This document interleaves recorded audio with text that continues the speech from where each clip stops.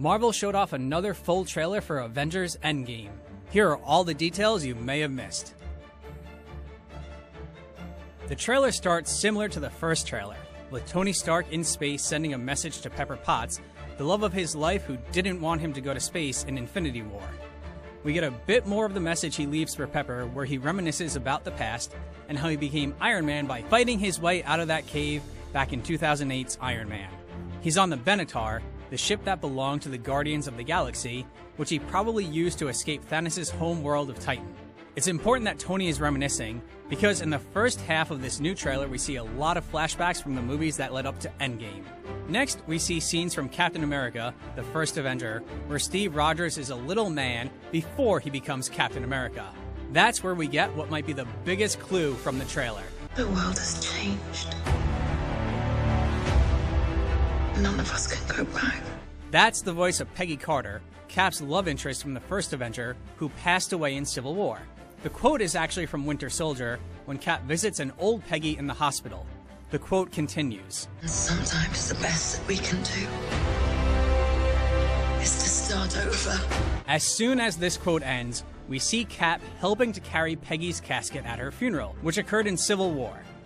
Is the start over part a tease to the rumors of time travel, with Cap staying behind in 1945 to grow old with Peggy? Or is it misdirection, the same way the Russo brothers showed the Hulk fighting in Wakanda in the Infinity War trailer, just to hide the fact that it was really Bruce Banner in a Hulkbuster suit?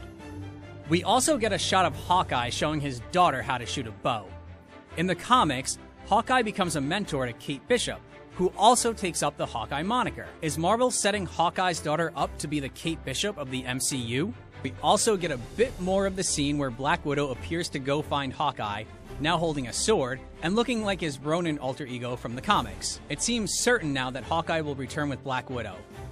In the first trailer, when we saw Hawkeye, we heard Captain America say, "We lost friends, we lost family," which may suggest that Hawkeye's family was lost in the Thanos snap. Seeing his daughter in this trailer makes that seem even more likely. Next, we hear Thor say, "I saw all these people die." Thor's vision of destruction from Age of Ultron has come true. Another important note worth mentioning is Black Widow's hair. It's gotten a lot longer, and is red again, as opposed to when it was blonde in Infinity War, which means at least a few months have passed since everyone disappeared. Next we see Scott Lang, aka Ant-Man, who looks overwhelmed by all the posters of people missing.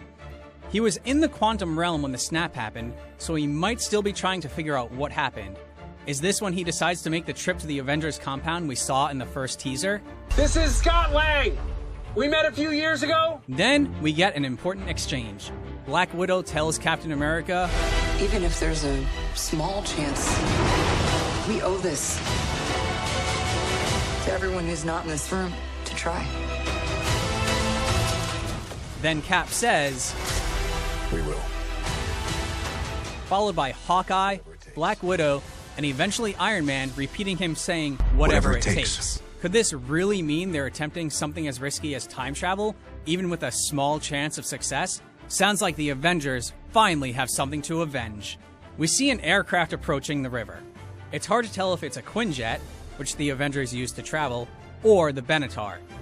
Could it be Tony Stark and Nebula making their way back to Earth?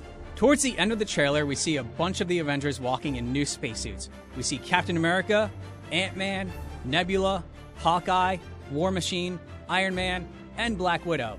So it seems certain that Nebula and Iron Man will meet up with the team. We get this awesome shot where the weapon-loving Rocket Raccoon is really enjoying riding into battle on War Machine. We don't know what Hawkeye's haircut means. Maybe he wanted to be more like Carol Danvers. Finally, yes, Captain Marvel has made it back to Earth. Looks like she'll fit right in on the team. I like this one. When the camera pulls back, we see Black Widow with the short blonde hair she had in Infinity War. But, given the long red hair she has throughout other parts of the trailer, does this take place months earlier than the rest of the trailer? Do Thor and Captain Marvel have their own mission separate from the rest of the team? They aren't shown in the spacesuit walk, so it is possible. We'll find out how it goes at the end of April when Endgame